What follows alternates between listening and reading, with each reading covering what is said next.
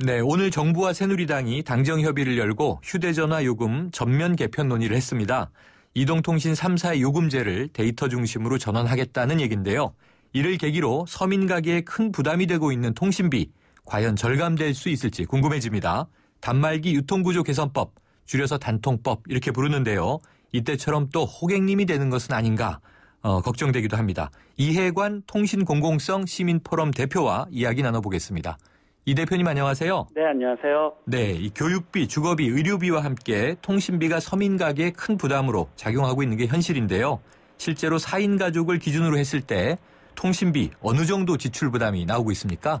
예, 지난해 OECD에서 조사한 결과가 148달러였으니까 15만 원 정도 되죠. 네. 그런데 그 액수가 많은 것도 문제지만 상승 추세가 매우 무서워서요. 네. 지금은 가계에서 차지하는 비중이 6%를 넘어섰습니다. 네, 6% 정도. 저희도 4인 가족인데 15만 원보다 훨씬 더 많이 나가는 것 같거든요. 네, 중고생 자녀를 둔 4인 가족 같으면 뭐 20만 원에서 30만 원 사이로 다 나오실 겁니다. 그 정도인 것 같습니다.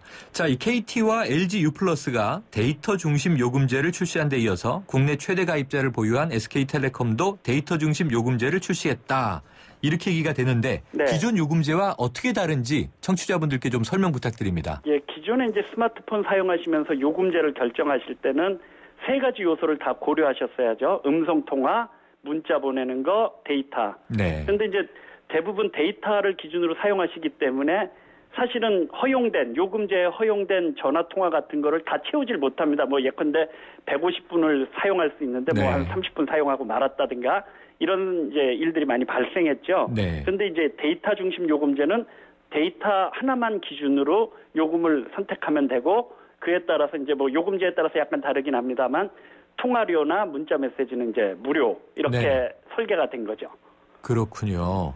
그러면은 오늘 미래창조과학부가 제공한 국내외 데이터 중심 요금제 비교라고 하는 자료에 따르면 이게 국제 비교인데요. 네. 국내 데이터 중심 요금제가 미국의 버라이즌이나 AT&T, 구글, 또 일본의 NTT 도코모 등과 비교했을 때 대부분 요금 구간에서 훨씬 저렴하다 이렇게 나와 있어요. 네. 휴대전화 사용자들이 데이터 요금제로 옮겨간다면 실제로 가계의 부담이 줄어들 것으로 보십니까?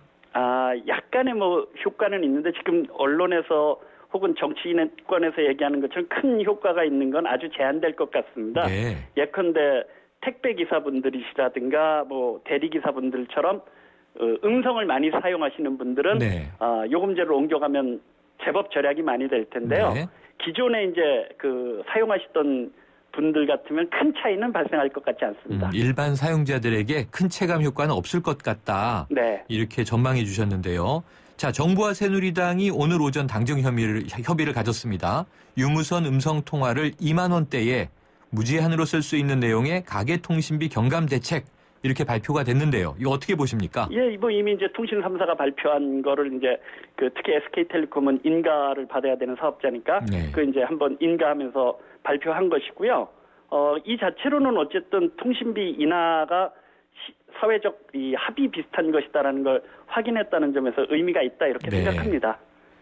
사회적 합의 정도를 거친다는 면에서는 형식적인 의미는 있다. 네, 하지만 그렇습니다. 아까 말씀하신 대로 내용상 가계의 이 부담을 줄이는데 크게 도움이 되지는 않을 것으로 보신다 이렇게 말씀하셨어요. 네. 자, 이번 대책에 따르면 남은 데이터를 당겨 쓰거나 이월하고 또 요금 할인을 받기 위해 약정요금제라는 족쇄에 묶이는 것도 사라질 전망이라고 하는데요. 이런 대목은 또 소비자에게 좀 도움이 될 수 있을까요? 네, 그럼 뭐 이런 자잘한 대책은 다 이제 도움이 되는 거고 크게 최근 들어서 단통법 이후에 발표된 보안과 관련된 대책은 모두 이제 통신비를 조금이라도 이제 경감시키는 효과를 갖고 있다. 이건 아주 분명해 보입니다. 네. 다만 이제 국민들이 기대하는 눈높이에 이제 미치지 못할 것이다. 네. 이런 지적이겠죠. 그렇군요. 그렇다면은 아무래도 이 대표님 전문가시니까요. 우리 일반 사용자들이 궁금한 것은 그럼 어떻게 하면 소비자가 소위 호갱이가 되지 않고 통신비를 알뜰하게 사용할 수 있을까? 이 방법이거든요.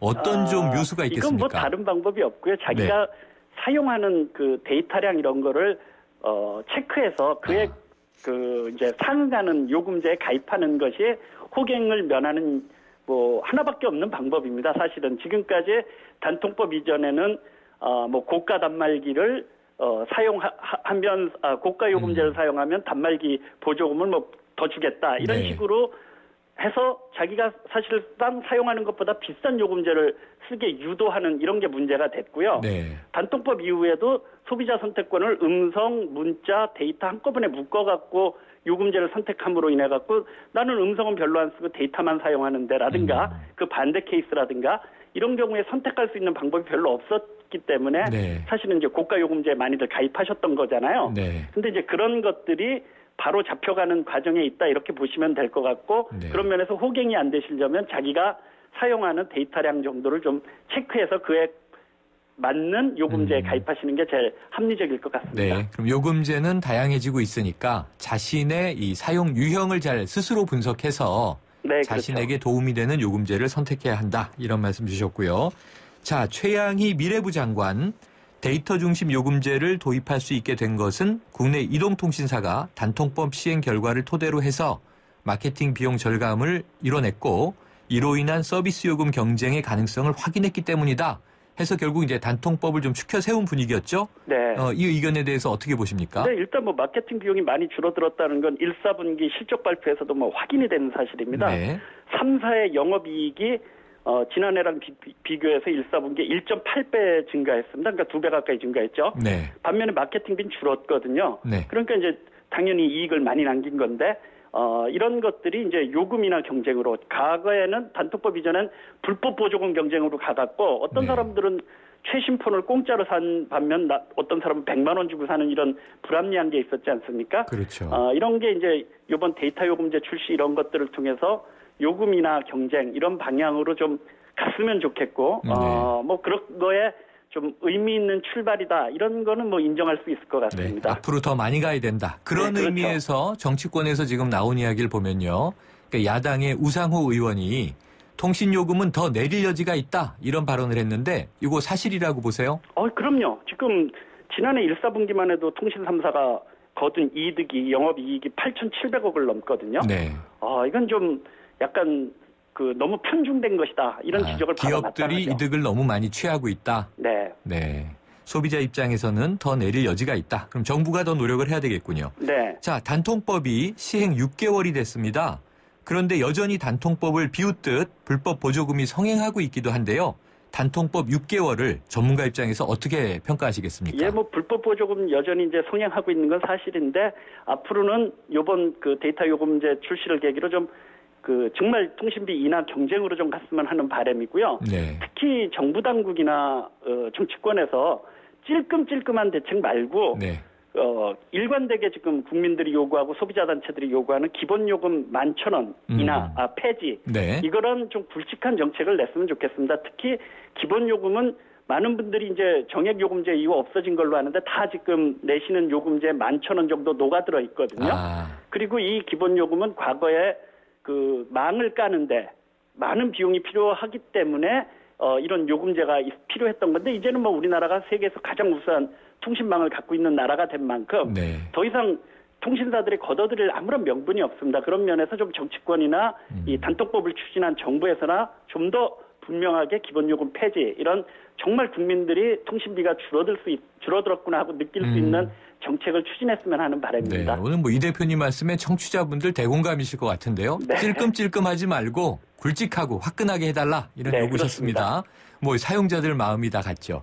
자, 네. 마지막 한 가지 여쭤볼게요. 지금 카카오톡도 있고요. 보이스톡이라는 것도 있고요. 네. 또 무선전화도 있고요. 이게 네. 전면 다 허용되어 있는 그런 서비스인데 네. 앞으로 휴대전화 시장 어떻게 변화할 것으로 예측하십니까? 이제 더 이상 음성을 주고받는 걸로 돈을 버는 일은 없겠죠. 네. 네, 모든 것이 데이터로 전환돼서 그에 따라서 비용도 계산되고 요금도 계산되는 방식으로 갈 테니까 네. 그런 면에서 데이터 주고받는 게 활성화되면 그것이 그 사회가 경쟁력도 굉장히 생깁니다. 좋은 콘텐츠도 많이 개발되고 이럴 것인 만큼 좀 통신사들이 그렇게 사회에 좀 기여하는 방향으로 할 수 있게 정부나 정치권에서 노력을 했으면 합니다. 그렇군요. 이게 2007년에 이 아이폰이 미국에서 처음 나오고요. 네. 우리나라 이통 3사가 모바일에서 그 망을 개방하지 않으려고 굉장히 애를 썼잖아요. 네, 그렇죠. 하지만 결국 이제 스마트폰이 도입되면서 모바일 망들을 다 개방하는 형태로 지금 와이파이가 들어와 있지 않습니까? 네. 그럼 앞으로 이 통사들은 어디서 수익을 올릴 거라고 예측하세요?